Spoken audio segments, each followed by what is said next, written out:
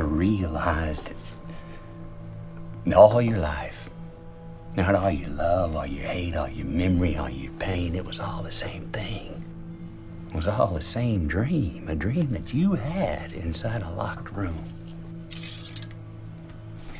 A dream about being a person.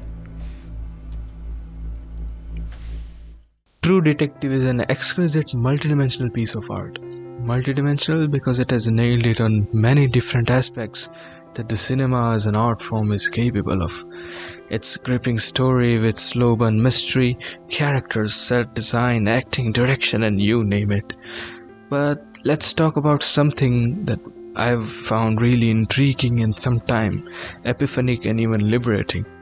And that is Rust's idea of life through his monologues and dialogues. It's like a poetry, and especially a Ghazal, which is a prominent form of poetry in South Asia. You can think of a Ghazal as a collection of seemingly independent two-line verses that rhymes with each other and that are called shairs. And like that, Rust also has a say on various different topics throughout the series, but all of that aesthetically rhymes with each other because of his unique way of speaking in a grim tone. Although the shairs are independent from each other, if you dig down deeper and see that great ghazals do have the main underlying theme in them. And much like a great ghazal, Rust's seemingly independent and strange ideas revolve around a common underlying theme. And that is what we want to excavate today. So let's hear him recite his own ghazal and permit me to intercept in between to connect everything to a main theme. So as they say for a ghazal, Irshad Rust. I think human consciousness was a tragic misstep in evolution. Hey, hold on. As of now, this seems sort of conclusion to me. Couldn't we start off with something softer? I mean, something digestible for each one of us? Each one is so sure of their realness. You know that their sensory experience constituted a unique individual with purpose, meaning. Realness. As Rene Descartes said, I think, therefore I am. And we could add something like, I think based on what I experience. Hence, I am what I feel. Although we tend to categorize feelings under various labels like anger, fear, sorrow, happiness, etc., each individual has a unique feeling in a particular situation based on the intensity of various sensory organs, environment, and genetic information. Hence, you could conclude that our sense of identity is driven by what we experience and feel. And as evolution suggests, these senses were not always there in us. For example, maybe millions of years ago, there lived humans who did not used to experience foul odor coming out of mud or shit. But our species faced some catastrophic events of pandemic due to the bacteria or a virus that inhabited it in the muddy environment. Eventually, as the survival of the fittest is one of the rules of nature, the following generations of humans were ready with their hands on their nose whenever passing by a pile of shit. This example may be too simple and abstract to be real, but the point is, there has been sort of accumulation of senses in us. This accretion of sensory experience and feeling. Programmed with total assurance that we are each somebody. He suggests that there is some programming under the hood that keeps us maintain our identities. Now I sort of reconcile with that idea as long as the programming is a figure of speech for something that is causing us to live the way we live currently. That is according to the rules of nature. And when you think hard about it, you may point towards one word, and that is desire. Well, desire not just in its shallowest sense, but more I think about it, more I find desire as everything behind my actions. And it fits nicely as a programming strategy to maintain our identities. Still bodies so certain that they were more than the sum of their urges.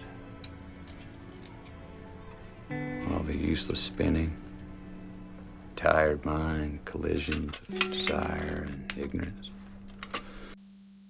Ignorance.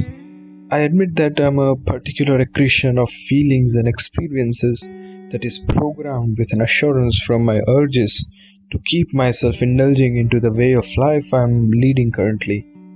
And there has to be ignorance in this.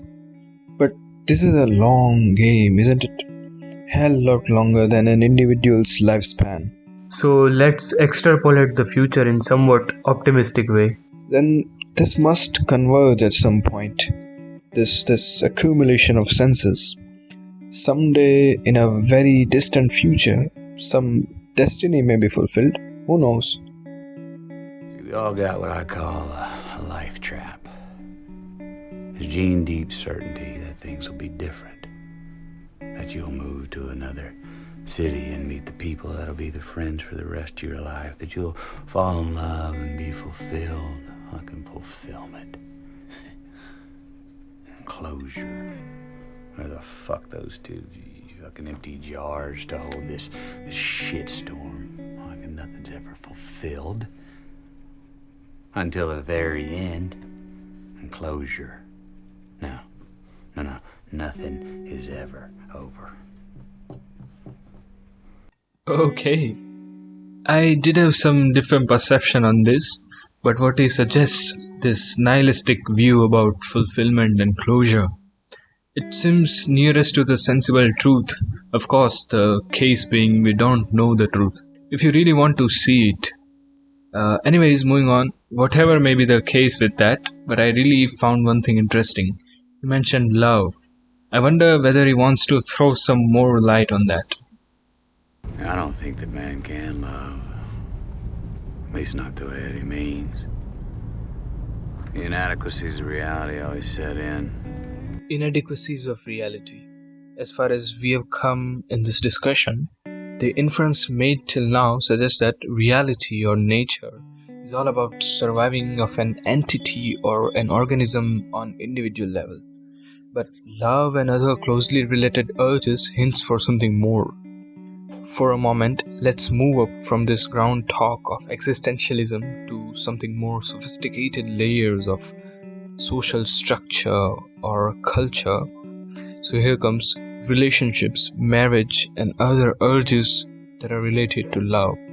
All this love stuff, as I like to call it, mostly ends up in a natalist outcome. Kids are the only thing that matter. They're the only reason for this old man-woman drama. People fuck up. We age. Men, women, it's not supposed to work except to make kids. Now one more thing is added in our inference, that it's all about survival of an entity or organism, and that too serving for a larger purpose, that is survival of genes by making copies of itself, which is by means of reproduction. And everything we sense, feel, or experience is just a tool for achieving that. If you're a Darwinian, you must have heard this, but hey, in any case, isn't this a liberating idea? Yeah, but one more interesting query I've got now, which is not directly linked to a theory called reason internalism, but it does have a sort of similar idea. So here it is. There's love or urge, and reproduction is reason for its existence, which in itself is a reason for something else. But how do I love? Whom do I love?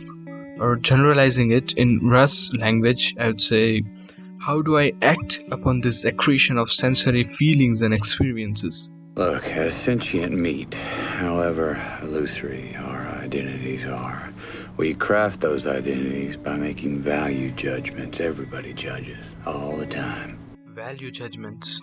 Since our mind is limited on resource, it's finite, but the world is practically infinite. So mind has learned to categorize things and to choose the optimal or viable one out of it. This process can be conscious or unconscious, explainable or unexplainable, but it's always that way. I process or judge and find motivation to perform some action. So as that has been sorted out, now Rust has something to say that wraps up what we have discussed so far. So certain that they were more than a biological puppet. We are things that labor under the illusion of having a self. Right. According to Rust's worldview, there is no self. It's just about survival and procreation in the end. Now, if I recall correctly, Rust had something to say in the beginning of this video, and it is kind of making sense now. I think human consciousness was a tragic misstep in evolution. We became too self-aware. We have synthesized that we are nothing more than biological puppets, or in more sophisticated words, we are gene-copying machines, which in fact all the other animals are too, but the difference is our too high self-awareness. Thomas Ligotti, in his book Conspiracy Against Human Race, has explained a theory by German philosopher Thomas Metzinger that a human being is not a person but a mechanistically functioning phenomenal self-model that simulates a person. We cannot detect these models because we see through them, we lie inside them, but apparently we are aware about it, unlike other animals. So he says that this is an uncanny paradox, and it exists because we are created differently, because we are aware of all this due to our consciousness and too much self-awareness. So our species now knows about this paradox of being, which makes us kind of supernatural, but still we exist by natural laws of survival and reproduction. Nature created an aspect of nature separate from itself. We are creatures that should not exist by natural law. So that was the final inference made after Russ all the arguments, that humans have got to this point due to a tragic misstep in evolution. He defined a sort of problem till now, but now his arguments take a turn from being scientific to somewhat imagination and opinion based, and he proposes a solution. I think the honorable thing for our species to do is deny our programming. Stop reproducing. Walk hand in hand into extinction. One last midnight, brothers and sisters opting out of a raw deal. Okay, so all this stuff he said before this last one was one part of his arguments, the scientific one. And then there is another part of his argument that is more on a fiction side, something that doesn't have strong scientific basis, the imagination and opinions dictate it.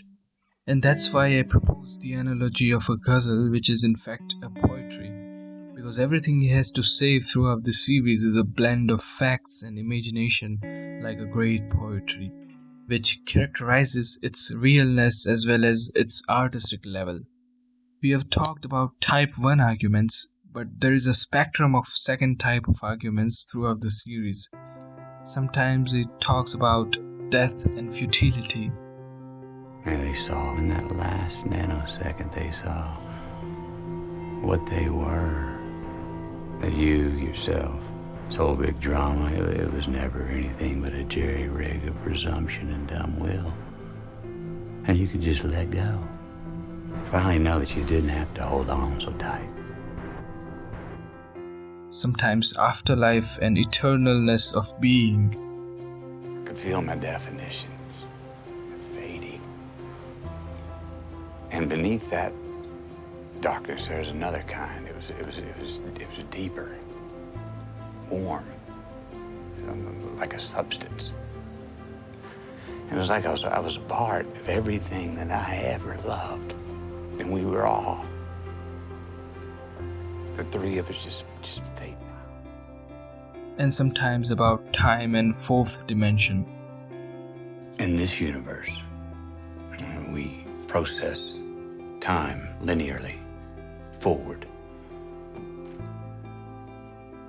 But outside of our space-time, from what would be a fourth dimensional perspective, time wouldn't exist. All of which seems to me somewhat alluding to what the allegory of Plato's cave suggests. Bunch of ideas he has, whether you want to believe in or not. But one thing for sure you should do. If you're a seeker and you want to know the truth,